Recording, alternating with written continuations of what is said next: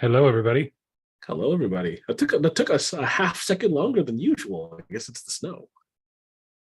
Yeah, the transmission lines are all frozen, I guess. There you go. All right, I'm firing it up. Okay. Welcome to Earl and the Idiot, the show that gives you the answers you need to take your business to the next level. With Earl Flormata, one of Vancouver's most sought-after business and marketing consultants, author of Business Engine Optimization, consultant to over 60 successful businesses, an all-around evil marketing genius with a combined total of more than $70 million worth of sales to his credit. And some idiot. Okay, here we go. Some idiot. Hello, that's me, and that's Earl. Hello, Earl. How you doing? I'm doing fantastic. How are you? I'm festive. You see how festive I am? Absolutely. The hat, the reindeer, and the thing that's on fire behind you. I lit a fire on my sofa just to be as festive as possible. I could see that, and I can even see the snow on the tree outside. So Yeah, isn't this it's great? as festive can be. Yeah. Plus, I'm also half Jewish, so we got some Hanukkah going on here. Oh, nice. We're covering The all only the thing you're bases. missing is the Festivus pole. You know what? I gave my brother a Festivus pole for Festivus one year. Are you serious? Yes, he was a big Seinfeld fan, and let's be honest, a bit of a curmudgeon. So it seemed There you appropriate. go. Airing of grievances. I made a donation in his name to the Human Fund. Oh yeah. You remember that? Yes, I do. That's The awesome. fake charity George set up. That's That was hilarious. that was when I was working in roofing. We had these little aluminum poles that you use for plumbing ventilation. So I just stole one from the shop and gave it to him. It's just a little Festivus pole that tall. That's genius. That's, Well known for its high strength to weight ratio. There you go. That's special, man. Yeah, I think he appreciated it. Well, yeah, you know it's love when someone gives you a festival pole. Yeah. And are you in the festive spirit? We are. If you're watching or recording this is the December 20th. We're in the slide now. This is where nothing matters anymore. Right. It's there was this really good meme I saw was going around, like any problem from now on. There's a guy just taking a sip saying that sounds like a next year problem for now. Exactly. So. Yeah. Nobody's buying anything. Nobody's making any deadlines except for Christmas shopping. So For Christmas I guess the retail sector that's where things matter. The retail sector, yeah, for sure. People are still buying retail for damn sure right now. I mean, like, isn't that typical for every single guy in the universe? It's like, well, when do you do your Christmas shopping? What day is it? It's only the 20th. Oh, yeah, lots of time. I haven't made a habit of it, but I definitely have done Christmas shopping on December 24th. I've done it on a regular basis. So There you go. There you go. My routine was always think about it for like 3 weeks. Go, I could probably get this for so and so, and that for so and so, and that for so and so, and then finally nail the day. Be like, okay, this is my shopping day. I just go make a circuit of all the malls in Richmond where I grew up and get it all done in a single day. It was pretty efficient. Well, there you go. Well, cheers, buddy. Yeah. So good stuff. So in lieu of the 12 days of Christmas, Mm-hmm. today's topic. Today's topic is the 12. What do we call these? The 12 steps of business. There you go. 12 steps of business. Pretty much. So we're going through what you like to call the Jumpstart 12. The Jumpstart 12. I think each one of these could be a show in and of itself. I'm sure, pulled apart Pretty endlessly. much. Yeah, absolutely. But it's a good starting point, and it fits in nicely with the Christmas theme. Yeah, you were saying we should do something Christmassy. So I'm like, hey, there's 12 days of Christmas, and there's 12 things in the Jumpstart 12. So what the hell? Why don't we do the 12 things in the Jumpstart 12? Exactly. And, we even pick the fifth thing. 1, 2, 3, 4, 5. So it sounds So it sounds like 5 golden rings. It's got that piece to it, right? So I'll sing it out. I'll sing these as we get there, as much as we can. There you go. So yeah, we know everybody's full of sugar and carbohydrates right now, and nobody's thinking about doing anything with their business. But the New Year's coming up, and every entrepreneur has got on their list to jumpstart their business. I'm sure, get things going. So these are some tips. Yeah. You'd be surprised. I had 3 calls today, like 3 hardcore calls where people are like actually trying to grow their business or launch their business into the stratosphere. So no, there's Right some now? people who are hustling still right now, like today. So I don't know, it's a God 20th bless already, but them. I'm like, yeah, they're hustling, man. I'm like, oh, you still going? God bless them. You're still going. I wish them nothing but success. Absolutely. Here I am trying to slack, and they're like, oh no, we need you. Oh, all right. You actually, it's not just yakking. No, you actually want to work. All right. Okay, cool. Let's go. Let's go. All right, no rest for the Earl. No, sadly. Oh yeah, we should say this is Earl and the Idiot. That's because Earl is our business consulting genius, and I am here to ask the dumb questions to get the smart answers. I'm Dan Newman, by the way. I've noticed I think I probably go entire episodes without ever identifying who I am. Yeah, But exactly. That just makes it so people will have to come up to me at parties and say, "Aren't you that idiot?" That's what I just want to hear. So the guy who actually identified you on the boat Yeah. actually thought about it for a second. He stopped Exactly. and paused. He's like, wait, I don't know Yeah. if this will go really well. Yeah, So- or he maybe didn't know. Maybe he wasn't sure it was me either. Yeah, exactly. That could have been embarrassing. Hey, aren't you that idiot? Excuse me. Not gonna go over real well. Yeah. All right. So should we go these now? The order you've given these to me, are these in the order of how they'd be done in a business, like the best way to do them in a business? No, these are absolutely not in any order or what all. Well, you should be doing them in any sort of way. So what happens is that we throw all these into a machine, and the machine does a bunch of scary math for us, and the math tells us what we should go be doing next. All math is scary math. There you go. So okay, so it's not a one size fits all thing. These steps, excuse me, you want to figure out what you're focusing on, what's most Absolutely. important for each individual business. Okay. So So we'll it's just go, just that there's 12 steps to go through in a quick assessment, and these are those 12 steps. okay. Well, let's get through them here, and people can do with them what they will, either now or in the new year, whenever they see fit. Absolutely. So number 12, I'll try. Number 12, cutting costs. Oh, there you go. That works. So cutting costs. Yeah. Funny enough, we just did this today during the meetup presentation. Mhm. So today's presentation was about cutting costs and doing tradesies and barter. So if you're not cutting costs and doing tradesies and barter, you're leaving oodles of money in your business. Mhm. So, like an example of this is here where we live. There's a couple of like just giant stores called Save On Foods, and there's a bunch of car dealerships, and there's a bunch of canneries and fisheries and stuff that this one billionaire guy owns a bunch of them, and he owns a bunch of billboards, and he owns a bunch of other stuff, and he has an entire department in his company dedicated to barter and trade, doing tradesies with other companies, because he Wow. makes so much money doing trade internally between his companies and externally with other third-party companies that it's worth having a whole department over. And it cuts costs so hard that he makes like an extra bunch of money, but just by doing that. So is that a tax dodge? You give someone stuff, or they give you stuff, or what's the advantage there? Like in terms of how does it cut The- costs to be trading? The advantage is that when you do a trade, typically you're doing a trade at fair market value. So whatever you would have charged for that thing in the first place. But because you're the company that either manufactures this, produces it, either gives this service, provides the service, you're not actually incurring more costs to do so. So I'll give you an example, right? So one of the folks that I do business with, they're a restaurant, right? And when they do trades, they trade pasta dishes, right?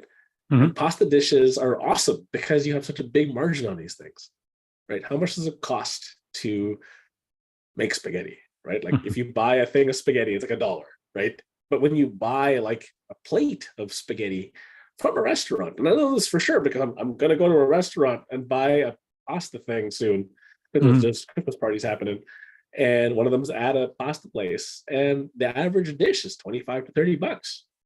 How much is a box of spaghetti? $1. Mhm. Right? Yeah. So the markup on these things is crazy, but because they're trading them at $25 to $30 valuation, and it's only costing them, let's call it $6 all in, with the meat sauce, with the rent, with the heat, with the cooking, everything all in. 6 going to 30 is still a factor of 5, right? So it's still a 500% lift, but people will still value that dish at $30 because that's how much you would have paid for it anyways.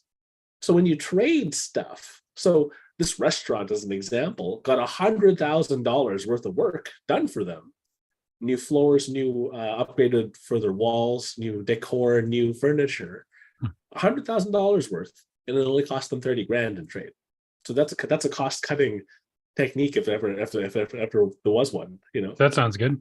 That's a little more exotic, though. I mean, cutting costs can just be as simple as looking where you're wasting money, right? Absolutely. I mean, that's the first place you should be looking for cutting costs. So just looking at your last 3 statements for your credit card, you can take a look there for subscriptions you haven't touched in the last 6 to 12 months. It's like, yeah, we're paying for this. We never use it. Well, we can rid some of these things. There you go. Yeah. What is it? The Jelly of the Month Club from National Lampoon's Vacation. Oh, geez. There's a subscription that you may or may not want to keep. So yeah, I don't know. I mean, maybe you like jelly. All right, we should probably go through these fairly quick since we got 12 of them to get through. So I'm gonna move this one to number 1 because it'll fit better in terms of syllables. So we'll go. Right. So we have 12, 11 compelling offers. Oh, all right, there you go. Compelling offers. And remember, this is for people to look at their business in the new year and see what they can. Where they can implement these. Well, first things first, your offer has to be compelling. If your offer is not sexy, like, I'm an accountant, I'm also an accountant, I'll do your taxes, I'll also do your taxes, that's not compelling. If everything seems the same, the only thing they're comparing you guys against on is price, which then everyone complains about. Oh, everyone just price shops and no one's loyal to anything. Because you give them no choice, right? Like, I know an accountant who does accounting just the way everyone else does. But what he specializes in is newly landed immigrants who don't speak English that well, right? Because he's helping them. He helps them get settled. He helps them find stuff. He helps them do stuff. And then he helps them. He then puts his shingle forward and says, I'm an accountant. Do business with me. Well, everyone wants to do business with them who just landed and can't speak the language that well. And, their English is a little broken. And they all love this guy because he helps them and walks through, and he's super patient, right? So his compelling offer is he specializes in that particular thing, right? I have another accountant who he's the guy to go to when all the other accountants are stuck. He's the accountant to the accountants, right? He doesn't actually want net new clients. He wants the hard problems to solve that accountants have an issue with, and he's not there to steal your client from you. He's there to fix that one problem, and he's there to be your resource for you to call, right, when you get stuck as an accounting professional. I'm like, that is a cool niche, right? But that's a compelling offer, something that's sexy and different and differentiates you from everybody else. Are you willing to pay more money to the accountant of the accountants? Yeah, a little bit, actually. Yeah. I have a big problem I want to solve, which is where I don't like giving any money to the government at all at any time ever. Right. And yet they make me. Can you solve that problem? I have this wonderful shirt that says taxation is theft, but that's a whole nother topic. That's what we could do. Yeah. We could do it. We could do a whole show on how much we love paying taxes. Yeah, exactly. In case the government's listening, I love paying taxes and I'm a law-abiding citizen at all times. All right. So compelling offer. Make sure that your offer from your business gets some attention and compels the person to action. Absolutely. You could have the best damn product in the world, and if your offer sucks, no one's going to buy it, right? This goes back to that really simple saying: it's not the thing; it's the thing that sells the thing. And it's as simple as that, right? All right. 10 increased prices. And increased prices. That's what everyone's going to love. Oh, yeah. So, if you increase your prices, the prices for everything's going up. Doesn't matter, right? Yeah. Excuse me. And Yeah, and you now won't- particularly everyone understands that you got to do it. you got to do it, otherwise you won't survive, right? If your cost of goods goes up and you don't increase your prices because you're really proud that this cookie that you've been selling for 35 and a half years, you've never increased prices on. If you don't do the math, you're going to be underwater pretty quick, right? I don't know if you heard, if you remember the story. I was helping out a bakery, and they're like so proud of this one damn thing, and I'm like, guys, every time you sell this stupid thing, you lose money. And they're like, what do you mean? Did the math. I'm like, this is how much flour costs. They're like, yeah, this is how much sugar costs. Yeah, this is how much baking soda costs. Yeah. I added it all up, and I'm like, okay, the rent for the place is this much. Cool. How much do you pay staff? This much. How much do you pay for heat? Da, da, da, da. Like, oh, damn, we lose money every time we sell this thing. I'm like, yeah, it's your best selling thing. Congratulations. Whoops a daisy. Whoops. Well, that's not good. So increase your prices for sure. But then the other thing is like increase your prices by increasing your average order value by bundling your stuff with other stuff. Bundles. Wait, bundling's another thing. Yeah. Do you want to go that route? Well, hang on. What's next? Increased price is pretty straightforward. Like, yeah, charge more for the stuff. Like, because I always said that before, the thing you need to get over is the idea that the customers will run fleeing for the hills if you increase your prices 10%. right. Ain't no one going to flee for the hills if they're loyal and they like your service, right? It will cost them more than 10% of your price increase to find another vendor that they know, like, and trust. Right? It'll cost them more than that in manpower and stress and moving things and changing their systems, et cetera, et cetera. All right. So, yeah, we should publish the list of these somewhere on our website as soon as we have a website. Yeah, for sure. All right. So next one is 9 upsells and cross sells. There you go. 9 upsells and cross sells. Doesn't fit as well. 12, Okay. 11, 10, 9 upsells and cross sells. I skipped one. I told you. No, yeah, it's all good. So upsells and cross sells are selling more stuff. An upsell in a burger joint is selling, not just one patty, but 2 patties, right? So the upsell is whatever your product or service is, selling more of the same, right? So you could have an interior cleaning of your car, or you could have a detailed cleaning of your car, right? So the detailing has different tools, has different this, has different that, but it's an upsell. It's the same thing. The car is clean, just cleaner, right? I don't know if you've ever seen it. Like these guys use this weird putty stuff to clean your car. It cleans in between things. It's all crazy. I'm like, holy cow, didn't think you could clean some of this stuff, right? And you take your car to a detailer, it comes back, and you're like, this is like a brand new, like holy crap, right? So there you go. So upsells, it's that. Cross sell is selling something that is relevant to the main event, whatever you normally sell, but it's a different line. So if I'm going back to the burger example, an upsell in a burger joint is a burger with 1 patty, a burger with 2 patties, a burger with 3 patties, right? That's an upsell. A cross sell for a burger joint is, would you like fries with that, right? Another cross sell would be, hey, do you want an apple pie, right? Do you want a milkshake? And those are all cross selling type things that go with the main event, but are on different lines. That makes sense. Right. So that'd be like you sell a pickup truck and then you sell them one of those rooftop tents to go with it. Absolutely. I can't get over how much those things cost. You ever seen those things? You know how much they cost? They're really cool though. So for it's a nice idea. You're off the ground, blah, blah, blah. Yeah. But good Lord, like $3,000, $4,000 for those things. Yeah. Have you seen the ones with the little blower thing that keeps the actual tent inflated and blown up so it doesn't like fall over and collapse? And always has the, there's camping and then there's glamping and there's what I want to do. Right. So no, I am a princess. Like if I have to go camping, I'm going camping in absolute style. I don't know. I don't know if I should be this proud to admit it. I have literally an inflatable tent. I just throw it on the ground, push a button, and it inflates itself. And it's ready to go. And then I have an inflatable mattress, an inflatable pillow, and an inflatable couch that goes alongside this thing. And this is all made of like parachute material, so it's like super strong. Oh yeah. But I go to the park, and everyone's sitting on like sitting on a mat on the ground, and I'm like, screw you guys, watch this. I whip up my couch. It goes, it's a couch. Do you mean that, what the hell? Like a couch, like with armrests, or do you mean one of those like armrests. weird? Okay, all right, jeez. and it's legit. I can stand on this thing, and I'm like 220, 230 pounds, depends on how fat I am at the time. But yeah, man, I'm like 220. I can stand on this thing, and it is solid. I'm like, holy cow! Like for the longest time when we were testing this stuff, we had this in our living room. Drove my wife crazy. She's like, "What the hell is that? Like that's ugly as crap." I'm like, "It's inflatable." And she was like, "I see that. Why is it in the living room? We're testing it."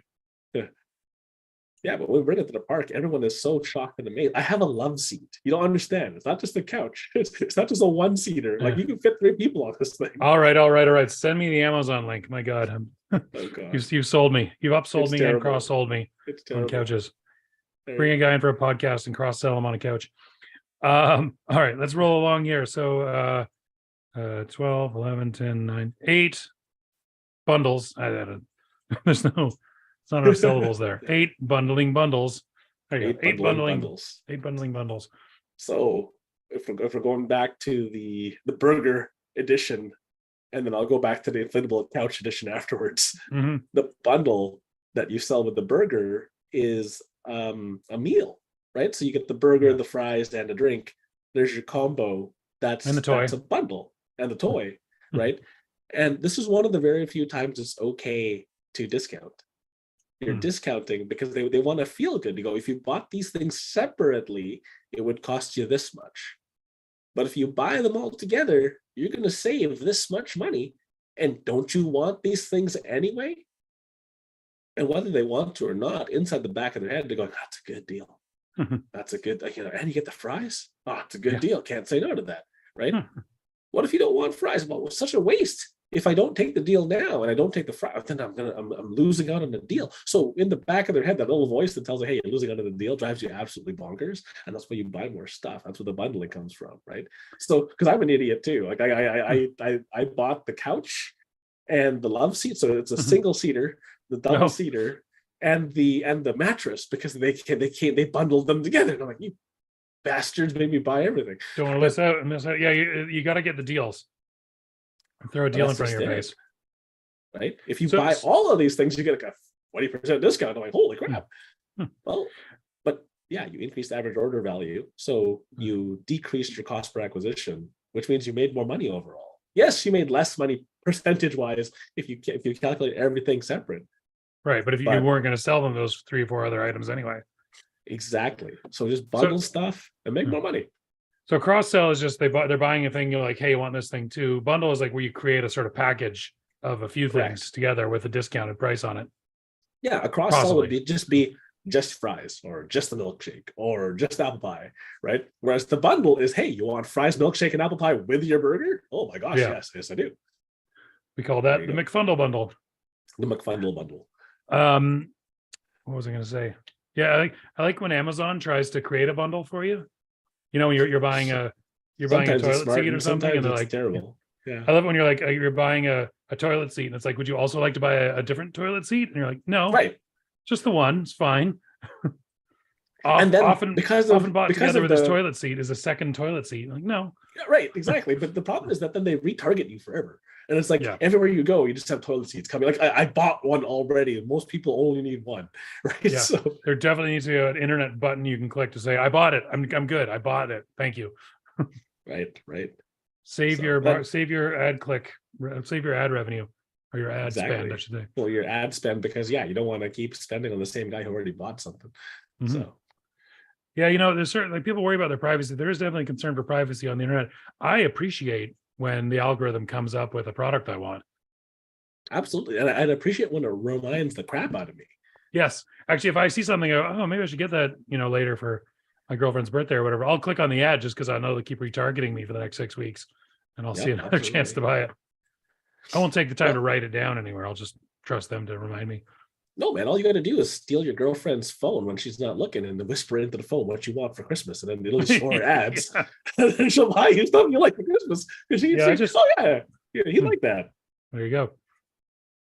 All right. that should be the hack of the week. Steal your significant other's phone and whisper sweet nothings to it until the ads retarget. Christmas hack of the week. I went into an office. I never had a Keurig machine myself, but I was doing some work at an office. And I ended up sitting next to the Keurig machine. And I swear to God, it heard the Keurig machine because it started advertising pods for me. right? There you I wasn't go. talking about it. It just heard the whirring machine. It goes, oh, I know that sound. You're going to need yourself another K-cup for your machine. That's absolutely terrifying. Absolutely. No, the worst one, that one you could say, well, you get ads for coffee all the time. Then we're getting off on a tangent here, but I had an argument with my boss one morning about, well, we got in a car together and I started it and I started driving, and my boss argued with me that you need to let it warm up for a little while. And I was like, no, it's fine. It's like, got to get out the parking lot. It'll be warm by the time I get to the street. He's like, no, you got to sit here and let it idle, warm up, blah, blah, blah. I swear to God, the next day, Google's like, maybe you'd be interested in this article. And it was, how long should you get your car warm up for? Yep. Like, so specific, so exactly coincident with that conversation, so not random. Like, it was just ridiculous. I did not Google the answer. We just talked about it. You can nonchalantly send them the article saying, hey, Google says right. Yeah, well, I should have done that, obviously. Right. Because who are you? You're not important. You could say it's a coincidence. This was a bit much. There you go. All right. So 12, 11, 10, 9, 8 downselling downsells. 8 downselling downsells. All right. A downsell is when you sell the same thing, but a smaller or more concise version of the same thing, because they don't need the whole thing. So an example would be a smaller burger, right? So I was going to say, I'm going to jump in here because I have the perfect example I was thinking of on the cross sell, but I was waiting for the downsell to say it. Went to a McDonald's to get a drink through a drive-through. I was like, maybe I'll get a burger. I was like, I don't want a whole burger. Oh, I could just get a small hamburger, just their cheeseburger, $1.49 or $2.50 or whatever it is. And I was like, right. Well, maybe I'll get a double cheeseburger. So they downsold me and then upsold my downsell. And then they actually made something called a McDouble. Yeah. I just was like, oh, damn it. There's a McDouble. Mm-hmm. Although there is this crazy hack. It's called the poor man's Big Mac, where you order, I think it's like 2 McDoubles or something like that. And you can just piece them together, put an extra piece of bread in between, like dissect it and, rearrange it, and then add the sauce and add a couple of things. And like, you have a Big Mac. And it's like less than the Big cheaper, Mac. right? And it's cheaper than the Big Mac, but you assemble stuff and it's weird. I heard they were able to break the those automated order machines with the big glass things, where you can actually still do this and actually order the poor man's Big Mac through this crazy hack. I was like, that's pretty interesting. Another hack of the week we're missing out on. There you go. Another hack of the week there. Second hack of the week. Hack. Ching, ching. Hack number 2. We had the first hack, now the second hack, then hack of the week number 2. Right. Should get 2 slashes. All right. So why should we have a downsell? Why is there a downsell? Don't you want to sell them the more expensive thing? Well, dumb question. The purpose of the downsell is if the client says no. If the client says no, most people just surrender and give up the ghost, and that's it. They're like, okay, well, he doesn't want one, right? If you're trying to sell me this crazy new, I don't know if you've seen it, but there was like this triple decker Big Mac, and it had like triple everything and big ridiculous thing, and I'm pretty sure it'd give you a heart attack. And if this is your main product focus and you're selling the crap out of these things, and someone looks at this and I'm on a diet, I don't really want that much, but I am still hungry, right? If they're still hungry, sell them the damn McDouble, sell them the smaller burger, because at least you're selling them something. You're scratching their itch, you're feeding their hunger, but it's not overbearingly so. It's not, you're not shoving like a triple, quadruple decker burger down their throat. They're like, no, I just want a small one. And that's the purpose of the downsell. So right. So you can still get something sold to the guy if you can't close him on the bigger thing. Well, here's an example. I'm looking to join a particularly expensive, large-ish mastermind. It's between $20,000 and $25,000 a year to be a member for this, to be a part of this mastermind. I'm like, cool. I don't have the time right now to be able to dedicate myself to all the different parts of this mastermind, but I still want to be part of this community. And they have a smaller offering where instead of spending all $25,000 in one shot, you're spending only $500 a month, and you don't get to come to the live events, but you get all the recordings of it. I'm like, okay, that I can swing because I can watch the recording I want. I don't get to go live, so I can't ask my own questions, but I can listen to everyone else's questions.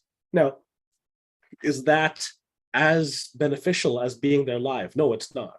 You get way more power being there live, asking your questions live.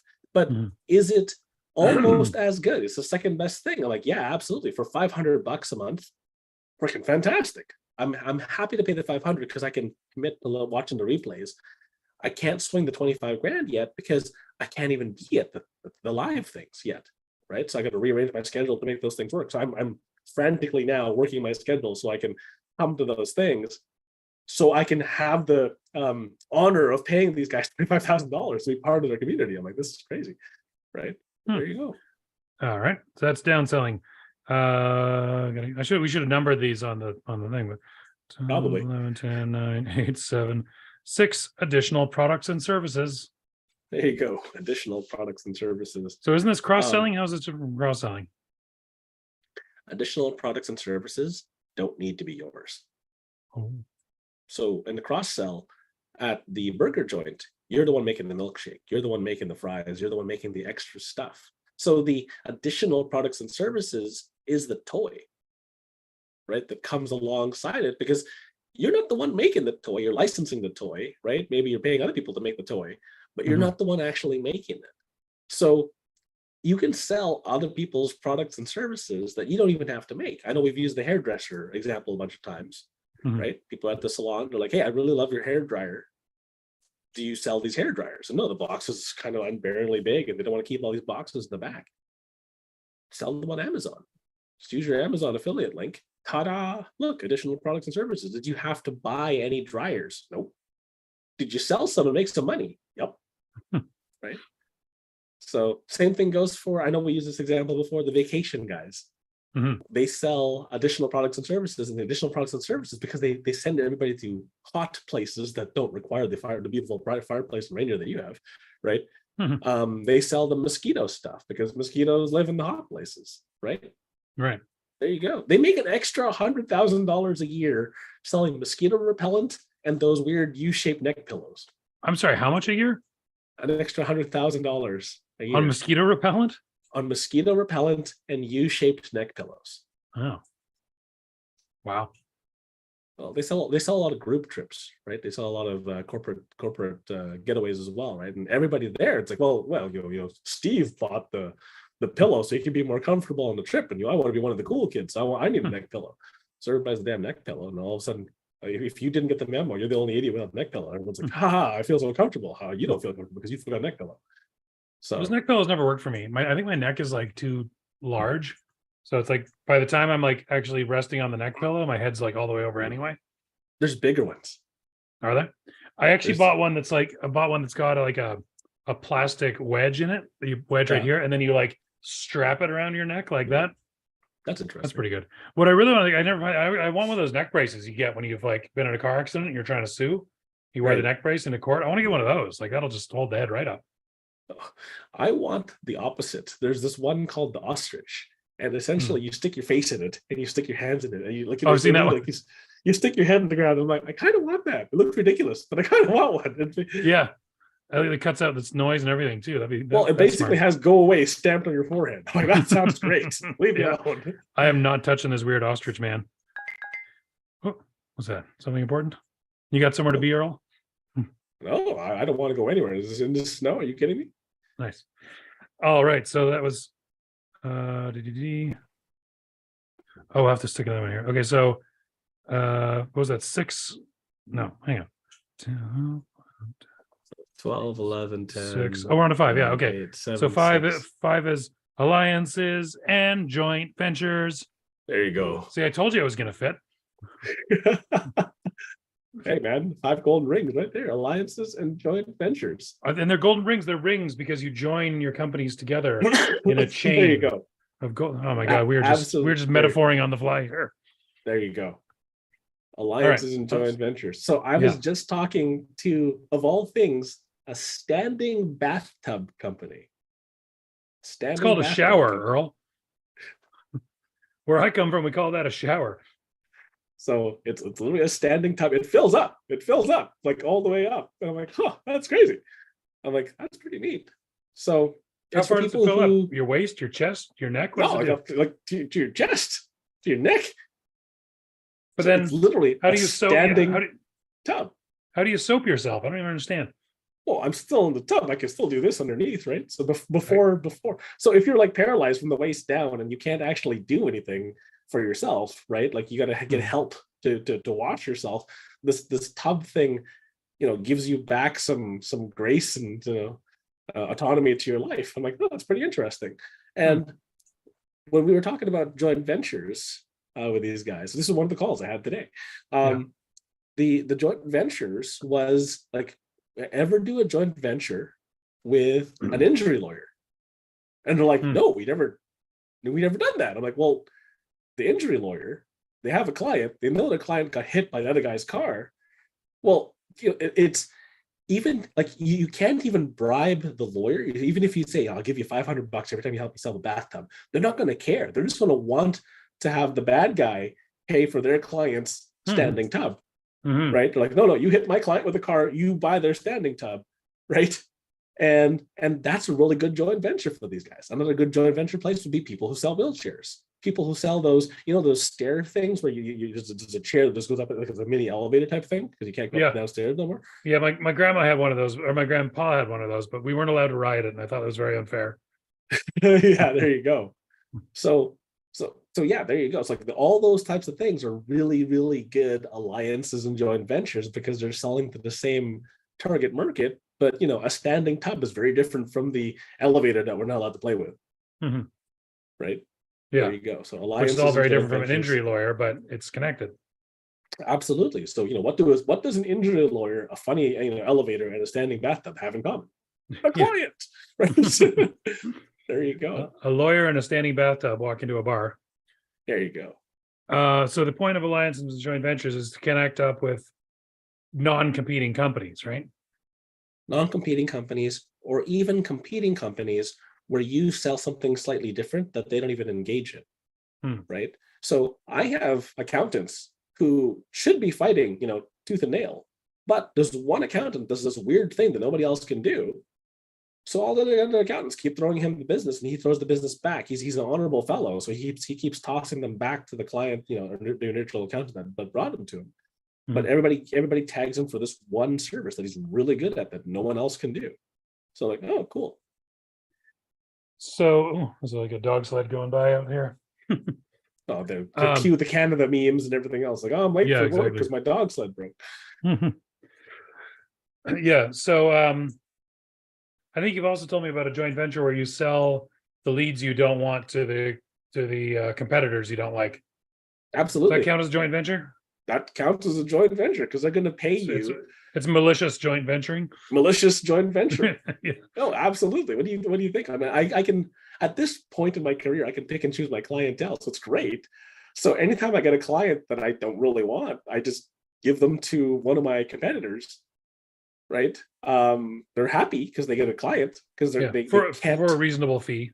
For a reasonable fee. And because I have all these weird, back end structures like merchant processing and accounting and bookkeeping and all these other services that we sell on the back end, I'm still making money anyways. So, and those all actually also account into alliances and joint ventures. So I'm a reseller for a bunch of different stuff.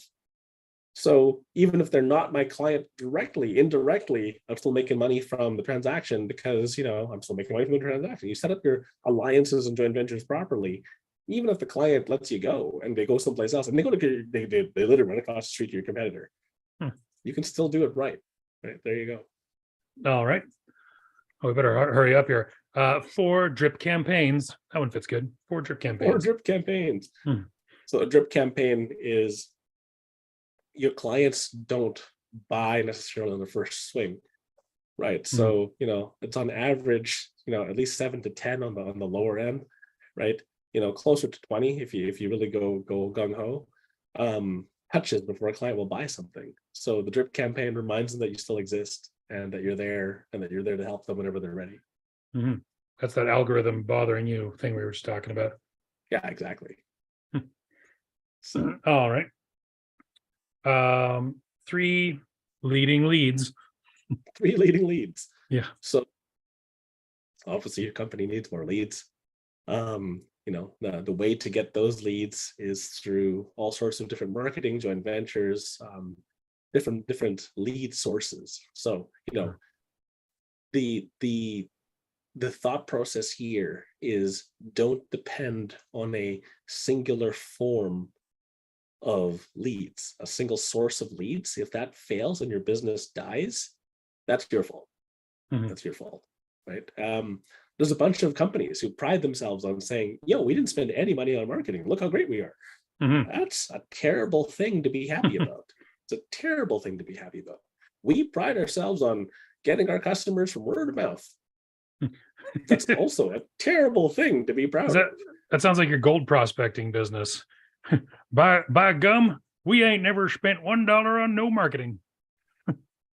That's not a thing to be proud of. The function of a business means that you can buy a client. If you cannot purchase a client to grow your business, you do not have a business. You have a job, right? And you're saying that because that source can dry up at any moment. Yeah, and it doesn't matter what the source is, right? Like I know people who just completely rely on Facebook 100%. And then they do something stupid, then they get put in Facebook jail. And now from their personal life, they did something or they posted something inappropriate. And now their business is at risk because they can no longer get leads. I'm like, that is not smart. Not naming any names, right? Not naming any names. But again, one of our guys got banned from LinkedIn. You know who you are if you're listening. Right? His ass got banned from LinkedIn. You don't have any idea how bad that is for a guy who sells B2B stuff. Yeah, exactly. Oh, so yeah, don't do that. Do not shit where you sleep. Pardon my French. Very on Christmas time of me. Can't get my hat on with my headphones on at the same time. Maybe if the poop was lined with peppermint, then there you go. Yeah. You hear that? Can you hear the jingle bells? I hear the jingle now. Nice. All right. But yeah, so when it comes to improving a business, I know most businesses are like, I just need more leads. I just need more leads. But the point here is that you got 11 other areas to look at too, right?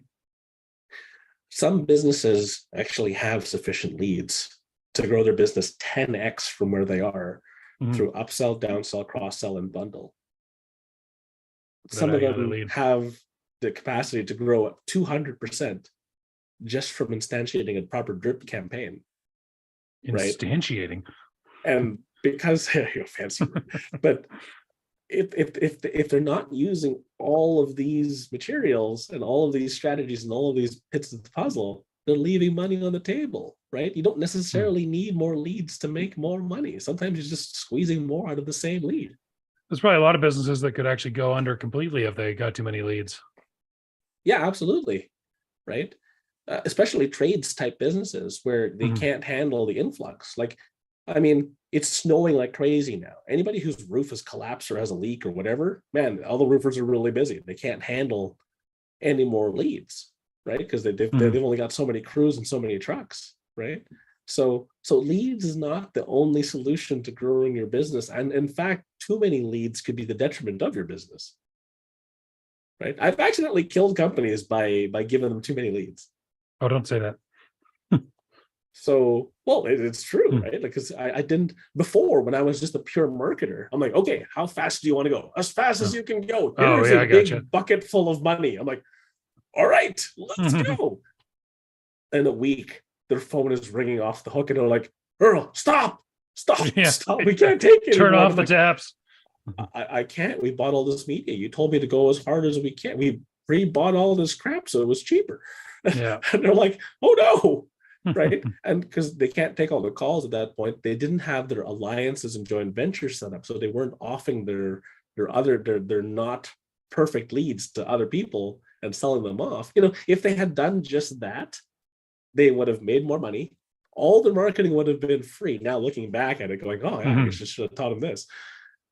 And they would have been okay. But like I almost killed their company because people were complaining because the wait times were so long and the customer service was terrible because they just couldn't keep up with it. I'm like, oops, I almost broke them. So yeah. All right. So look at all the other stuff. Otherwise, look at all the other stuff. That's why you analyze all 12 of these and then decide which one to attack, right?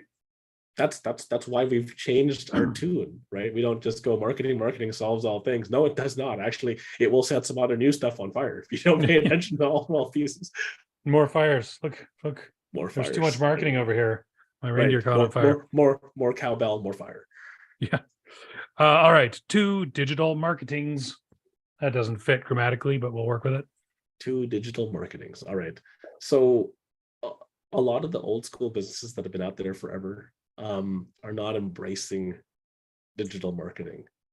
And I think that's crazy, right? Some of these folks rely 100% on trade show, 100% on trade show. Wow. Some of these guys rely 100% on networking events and networking meetings. And I'm like, that's crazy. So with the whole, I mean, since we're dating this show anyways, with the Christmassy stuff and the fire and the reindeer and the hat and jingle bells and everything else, there's this one guy who was in the I guess the fitness space, the fitness arena, and I begged and pleaded, please make videos, please make videos, please make videos. It didn't for like 2 years, and I'm like, okay. And then the pandemic hit.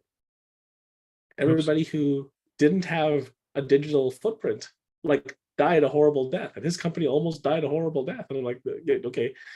And there's this one girl on Instagram. She charges $5 for a drop-in lesson, and she has this crazy workout on Instagram. I'm like, okay, cool, right? So she's pretty, she's shapely, she's very fit, right? She managed to get 1,000 people to come to her class via video. Think about that. At $5 a pop, she worked for an hour and made $5,000. Oh boy, that's more than I make. Holy crap! And I'm like, what? And this is what I mean, right? So digital marketing is a thing. If you're not assessing digital marketing as one of those things to go about growing your business, when times happen and shifts happen, the reason why digital marketing is so sexy is because you are in more control of all the numbers and the metrics and the measurement. You can actually measure more of it than you can at a trade show or at a networking event or whatever else. That's it. That's the only difference. It's more measurable, and it costs less to do, because to get a trade show booth is like $5,000. Then to pay for the booth at the trade show, another $5,000. And then you got to pay for all the flights for everybody. That's more than $5,000. And then the hotels for everybody, and then food for everybody. That's another $5,000. Right? Yeah. $20,000, you can do a lot of digital marketing, and no one has to get out of bed, and nobody has to fly someplace and haul a thing for them. That's my point. Yeah. Right. I'm not saying that it's physical marketing is bad. I'm just saying don't forget the digital side, because it's probably cheaper to get a client on digital than it is to, haul your stand-up tub to the trade show and throw it off. And of course, your digital also backstops your physical, right? If you meet the guy face to face and give him the business card, he's going to check you out online. Absolutely. Right. And then you retarget them, and then you whisper sweet nothings into their phone, and then somebody buys you a standing tub. There you go. Perfect. All right, we better wrap this up. We're over time here, I think. And so the last one, and a market dominating position. There you go. Told you that would fit. It also works because it's kind of the first thing you should look at, right? Yeah, there you go. On the first day of Christmas, there you go. The market dominating position. The market dominating position is the position that you hold in the market that makes you different from everybody else. Like, why should people buy from you, right? And the difference between the market dominating positions your company as a whole, whereas compelling offer is just that one offer. You can have multiple compelling offers, but you should really focus fire on one or two at the tops market dominating positions, because it needs to be repeatable by everybody, right? A strong marketing dominating position means your clients sing from the same choir book, right? Your staff sing from the same choir book. Everybody sings the same song, and it all sounds the same, right? And there you have it. So there's your market dominating position, which brings us to the roundup of the 12, and I guess the hack of the week. So time for the hack of the week. Hack of the week. And the hack of the week is really simple. With Jingle Bells, is repeat these 12 steps every 18 months for best results. Repeat these 12 steps every 18 months for best results. Because even though I've been repeating a 12-step program every 18 months. There you go. Just kidding. Sorry, go on. Cheers to that. Anyway, it's sparkling water. Water. I got the black sludge here. So choose your black sludge and go from there. That's the hack of the week. I mean, just looking at these 12 steps every 18 months will grow your business by an exponential amount of growth. And it's crazy to see how many things that you can change. as your business evolves, right? And every 18 months, you're looking at this thing going, hey, did that digital marketing thing. Hey, there's a new way to do digital marketing. Hey, what's this TikTok thing? I'm like, man, yeah, it's crazy. So every 18 months, you're looking at the set all over again. And the world's changed since then. And, if you're growing as an individual, right, it's the sum of the people that you meet and the books that you read and the action steps that you take that dictate what your growth is from now and from a year from now. So every 18 months, you're kicking back and you're checking these 12 spots over and over again. Your business has no choice but to grow. So there you go. Beautiful. Is there any reason why it's 18 months and not every year? It's 18 months because it's going to take you at least 18 months to do all these things. Fair enough. Right. So we started talking about digital marketing. That's a giant rabbit hole of specialness that you can jump in for the next 5 years and never complete everything. Don't I know it? Oh, there you go. And then you'll forget, oh yeah, we should probably look at that magic phone tracking thing, or that thing that makes the phone ring and drop voicemails and do all sorts of craziness. Now they got AI content writing, and my God. Yeah, exactly. So there's a million things that are always going to change. And the whole upsell, downsell, cross-sell thing, what if it doesn't make any sense to sell that particular product or service anymore? Like, we don't do that anymore. Oh yeah, maybe we should just take that out of our menu. Yeah. Food for thought. Fair enough. All right. We are overtime. This has been probably our longest show yet, but we had a lot to cover. Yeah. So the 12 days of business. The 12 days of business. Why didn't we think of that at the start? We've had a lot afterwards. Just cut in me saying, welcome to the 12 days of business, everyone. And then cut that in at the beginning of it. Right. On the editing floor. We'll have the editors figure that out when we actually edit these things instead of just broadcast live. Which will definitely happen any second now. So. I heard the staff. We actually have them now. Oh, perfect. So cool. All right. Well, let's wrap it up. Earl, thank you very much. I guess I'm seeing you Wednesday, but the people won't see you until after Christmas. So I'll wish you a Merry Christmas, Happy Holidays, happy Hanukkah, everybody. Happy Hanukkah. Yeah. Happy Festivus for the rest of us. Festivus for the rest of us. Whatever else. Thank you, Earl. See you on the other side. Thanks, Dan. Oh, here we go. Play the outro. Thanks for listening to Earl and the Idiot. We hope you learned something you can take action on this week. For more information or to contact the show, visit earlandtheidiot.com. And until next time, remember what Shakespeare said. The fool doth think he is wise, but the wise man knows himself to be a fool. Bye, everybody. Cheers, everybody.